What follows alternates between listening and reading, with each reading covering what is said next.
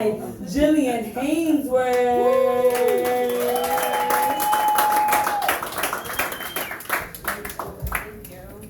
Alright, how y'all doing? Hey. Good. So my name is Jillian. I am from Buffalo, New York. Yep. Go Bills. Yes, go Bills. I'm really happy to be here. I'm the poet laureate of the city of Buffalo. The first one. The first one. The first one basically means I'm the official poet of the city of Buffalo. So I'm really excited to be here. Yeah. I'm just gonna do a couple pieces. I normally like to start off some pieces about like black women, but I feel like today I'm gonna do something for the guys, the black men in the house. And this is called That Won't Change. Short little warm up for you. Black men, you need some space. You got a whole lot to prove. And as your counterpart, I promise I'm gonna make them make some room. I see your brain, I see your power, you can bet they see it too. They try to blind you with hate so you can't see the great in you, but I still see it. They rob you of your magic, but they know they will never be it. They mine you like gold and they mad they can never keep it. Snatch the air right out your soul. But I am here to help you breathe it. Because if you need it, then I need it. That won't change. You go to war, I go to war. This has never been a game. We built this country on our backs, so that means it's ours to claim and we want it all. Don't let them take your crown, black man. You better stand tall. You're equipped with superpowers, man. They'll never make you fall. And if they try, just know that I am here to dust you off. And know that will never change. Thank you. Yeah.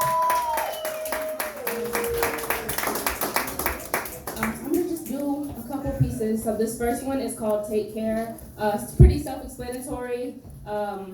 It's a lot going on in the world right now. It's a lot going on with black people, with the black community right now. So it's important that we remind ourselves to take care of ourselves. So this is Take Care. Take care. I know you feel like ain't nobody there. I know that you a good person and life just ain't fair. I know you're surrounded by people and you still feel alone. I know they're looking at you crazy and you're too afraid to share. Take care. I know the bills keep piling up. And the bills don't care that you just down on your luck. And while you're trying to stay afloat, I know they cut your phone off. And like the straw that broke the camel's back, enough is enough. I know you're smiling outside, but inside you're in a rut. And at this point, you'll do whatever just to keep your head up. So in the meantime, pay attention to what you do for a buck. Because the trap is a trap and you might get stuck. And you can have everything that the world has to give and it might still spit you out after chewing you up. So take care. I see the family problems, how they get you down. Misunderstood and they still don't see why you don't come around. And when you do show up, why you don't make a sound? You won't even walk around. It's like you tethered to the ground. You know that something's wrong, but can't put your finger on it. Holding on to all that pain, although you don't really want it. And no matter how hard you try, you just can't seem to explain it. So the frustration becomes a box, and the goal is to contain it. Place that box up on the shelf and act like it ain't even there. Because healing just seems harder than pretending you don't care or admitting that you're scared and that you need a little help. So you paint on a fake smile and you pretend that you dealt. And that box stays alive in the back of your brain and it haunts you every moment till you think you'll go insane, but you don't. Because it's important that they only see you one. Sometimes those who look out forget to look within. Sometimes we neglect ourselves, always trying to lend a hand. So busy trying to be a bridge that we forget to be the land. Ground yourself. Deep breath. What will get you through the day? Find yourself. Tell your truth. It's fine not to be okay. Write a plan. Make it plain. Decide what you need to do. Because it's a fact that you are good to none if you're no good to you. So take care. Remember, someone's there and trust me, you are seen. And make it hard. You make it lonely, but your grass is still green. The sun shines in your likeness. You have no choice but to beam. And when the light is bright, pitch black isn't as dark as it may seem. So take care. Yeah.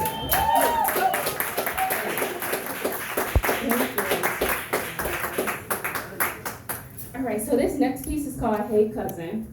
I'm technically not supposed to be doing this one, but I'm just going to do it anyway because I really feel like it. So I hope you enjoy it. I've experienced the ups and downs of being poor and black. I've had my gas off in the winter, lost my neighborhood to crack, but I still thought that I'd be fine. You know, work hard and toe the line. Stack some paper, set some goals, and then I'll thrive. I spent so much time chasing the American dream just to realize it's all a lie. At least I'm alive. I know beautiful babies that didn't even make it to 5, so who am I to complain? I grew up in the church and understand the importance of counting my blessings and learning my lessons, staying committed to growth. That's how I got through all those times with no hope. That's how I got through that moment when I was a kid and found out for the first time that my parents ain't perfect. I found out what hurt is, and that almost broke me. I didn't see the big picture. I didn't know they were hurting, falling victim to a system that handed them guns and drugs and stripped away their resources and locked up all their sons, the exact same system that buried Trayvon and took away some of my day ones, and that could have easily been me. I've been bombarded with uncertainties, and at the same time I was blessed with a hunger, and as I grew older, that hunger grew stronger and stronger. I put on for my city, for the 716, for the front porch on Thatcher where my dreams manifested, for a culture infused with resilience that shines and the people beaming with Fred Hampton's pride. He loved the people, so do I. So I offer up my heart and my mind and my gifts and my pen and all my wisdom within, armed with my aunties by my side. They pray I rise. And that kid who was never given a chance was given a set of wings to take flight. Now I'm shining so bright that all the kids run in the house because they mistake me for the street lights. We all followed that rule. I went from constantly being bullied in school to everybody saying in my family. Now I'll always move cautious, but I always get that same energy back. So put your hand up if you black. If your hand up, you my cousin. Hey cousin, say it back. Hey cousin. Thank you.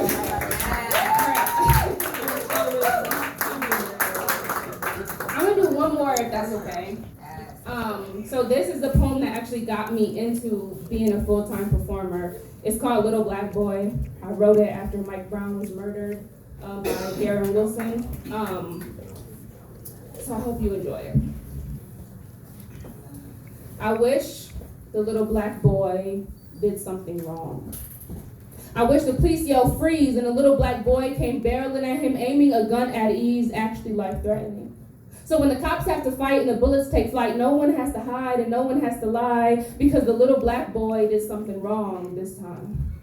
I wish the video of the incident leaked on Facebook and the whole world tuned in to get a better look, and we could all collectively say, yeah, that sucks, but he had it coming all along because this time the little black boy did something wrong. I wish I could watch it on TV with my nephews and say, you see what he just did? That's something you should never do. Because it's easier to explain why he's laying dead in the street, bullet wounds still steaming from the lead and the heat, than to say no justice, no peace, or R.I.P. because the little black boy did nothing wrong. And it's easier to explain what's wrong and what's right, what's black and what's white, than the in-between where gray lies. And it's easier to mourn the loss of someone, a mother burying her son, when you can look at her and say, I'm so sorry, mama, but this time, your little black boy was wrong. Black Lives Matter is not a badge of honor. It's not a hate group. It's a message to our youth. It's a reminder saying you mean something in a world where if you go 10 miles over the speed limit, they might try to kill you. And I am so tired of saying, put the guns down, little black boys. The right to bear arms doesn't apply to you. And if your jeans are too baggy or your voice is too loud or you know your rights or you live on the good side of town or you live in the hood or your job is too good or your car is too nice or your skin ain't light or your money's too long or your personality's too strong, be careful out there because you might be gone even if you're a little black boy who did nothing wrong. And in case y'all haven't noticed, we still singing that same song. See, we've always been chosen when it was time for the killing, the way you choose a tomato that's ripe for the picking. I thought targets were red. When did they become black? I thought the abuse of power was dead. When did it come back? And maybe it never left, but when did it get this bad? When did the allure of equality make us wave the white flag? We've always protested the killings. We marched when Dr. King had a dream. He preached a message of freedom and we believed everything. We looked to the hills with hope of free and better days, but we didn't notice that we were still targets, just targets in different ways. They didn't kill us as much, but we were still their slaves. And they used systematic oppression instead of whips and chains. They compared us to each other like some were better, not the same. Like we weren't all stuffed onto the same boats, like we didn't get here the same way. They locked us in cells and they threw the keys away. They left us broken in the hood. They didn't even need a grave. They sent us to the schools that were falling apart. When we finally found our leaders, they stabbed us in the heart. They sicked their dogs on us and they hung us from trees.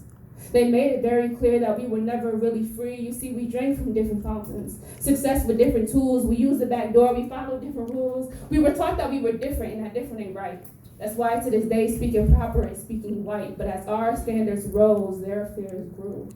They were stunned when we sat at that counter singing "We Shall Not Be Moved," and they were afraid when Rosa Parks sat at the front of the bus, and when a white woman wanted her seat, she refused to get up. They panicked when Malcolm X gathered a group of his brothers to police the police and make life safer for each other. And when Angela Davis proclaimed, "We ain't scared no more," we gave the ones who wanted to scare a new goal to reach for. They realized they couldn't kill our spirits.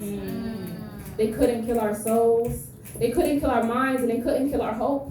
So they targeted our black boys who did nothing wrong, and they killed them for wearing hoodies and playing with toy guns. They choked them for selling Lucy's, ignored the "I can't breathe," and they didn't get in trouble. They seemed to walk away scot-free, but we can't let them get away with anything. So while they target us as individuals, we have to build our team. We have to show our youth that they are worth something and teach them to aspire for more than a pair of Jordans and some bling. When you know better, you do better. So allow me to preach. There is nothing we can't do. There is no goal beyond our reach. We are culture creators. They want to be like us. Match our style, match our swag, and they still ain't dope enough. They will try to keep us down, and they will continue to be mad. So let us be great. Ignore the hate. As a matter of fact, they should target that. Thank you. Yeah.